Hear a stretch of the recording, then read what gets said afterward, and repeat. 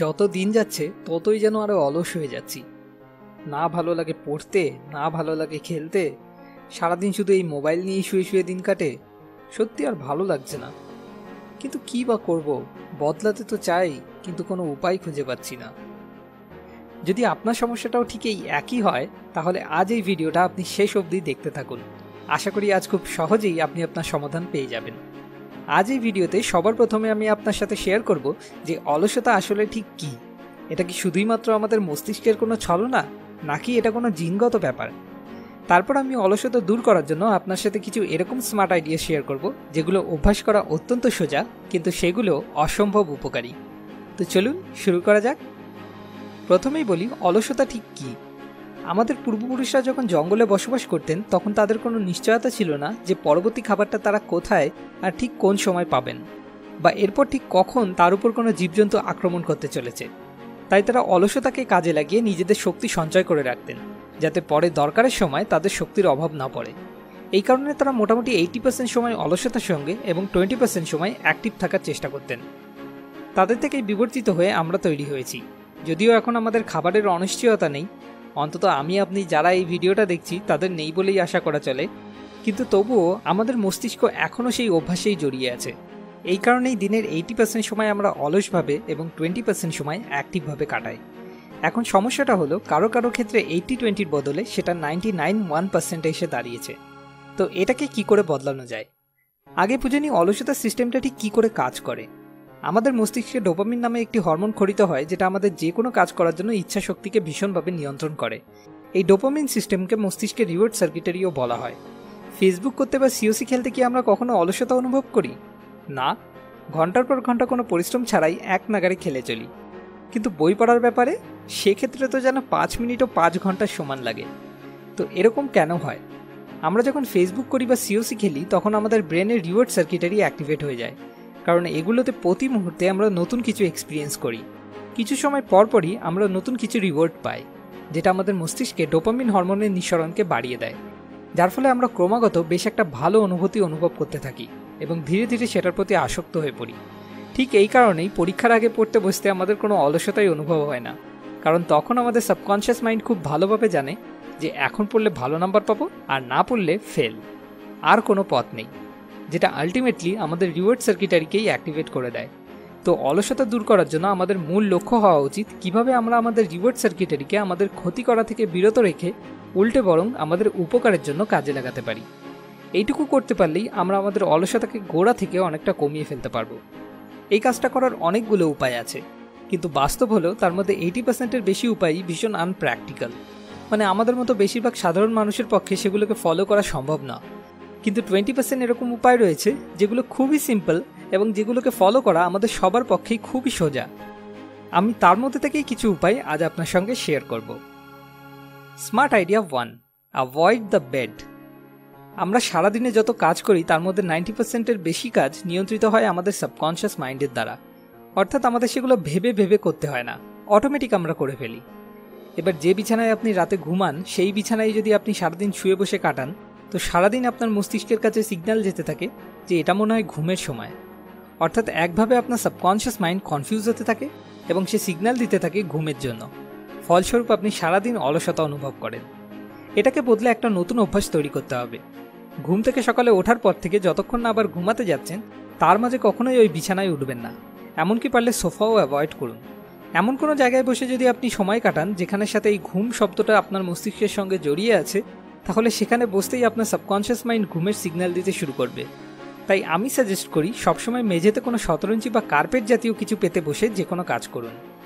মেঝেতে বসে সময় কাটানোর জন্য আপনি শুধু অলসতার ক্ষেত্রেই নয়, তার সাথে সাথে আরও হাজারেরও বেশি উপকারিতা পাবেন। এটা আপনার শরীর সুস্থ রাখতে, মন ভালো রাখতে আরও অনেক ক্ষেত্রে উপকার করবে। তাই একমাত্র ঘুমানো ছাড়া আর বাকি পুরোটা সময় মেঝেতেই বসে বা অনেকক্ষণ বসে থাকার পর দরকার হলে একটু হেলান দিয়ে বা একটু আড়মোড়া ভেঙে কোনো কাজ করে সময় কাটানোর চেষ্টা করুন। Smart idea 2, exercise. অলসতা মূলত দু ধরনের, একটা শারীরিক আর একটা মানসিক। শারীরিক অলসতাকে দূর না করে মানসিক অলসতাকে দূর করা প্রায় নেক্সট টু ইম্পসিবল, যেটার জন্য একমাত্র উপায় হলো এক্সারসাইজ করা। কিছু কিছু লোক থাকে দেখবেন যারা এক্সারসাইজ করার প্রতি আসক্ত, মানে একদিন জিম না করলেও যেন তাদের চলে না। ফুড, সেক্স অ্যান্ড এক্সারসাইজ, এই তিনটে জিনিস আমাদের ডোপামিন ক্ষরণ অর্থাৎ রিওয়ার্ড সার্কিটারিকে সব থেকে বেশি ইনফ্লুয়েন্স করে। যে নিজের সিস্টেমকে যে জিনিসটার সঙ্গে লিঙ্ক করে তোলে সে সেই জিনিসটাই তত বেশি উপভোগ করতে থাকে এবং ধীরে ধীরে সেটার প্রতি আসক্ত হয়ে পড়তে থাকে। এক্সারসাইজ অত্যন্ত উপকারী এবং এক্সারসাইজও বাকি দুটোর মতোই আসক্ত করে ফেলতে পারে। তাই আপনি যদি কিছুদিন কষ্ট করে হলেও নিয়মিত এক্সারসাইজ করে নিজের রিওয়ার্ড সার্কিটারি সিস্টেমটাকে একবার এক্সারসাইজের সঙ্গে লিঙ্ক করে নিতে পারেন, তাহলেই ব্যাস কাজ হাসিল।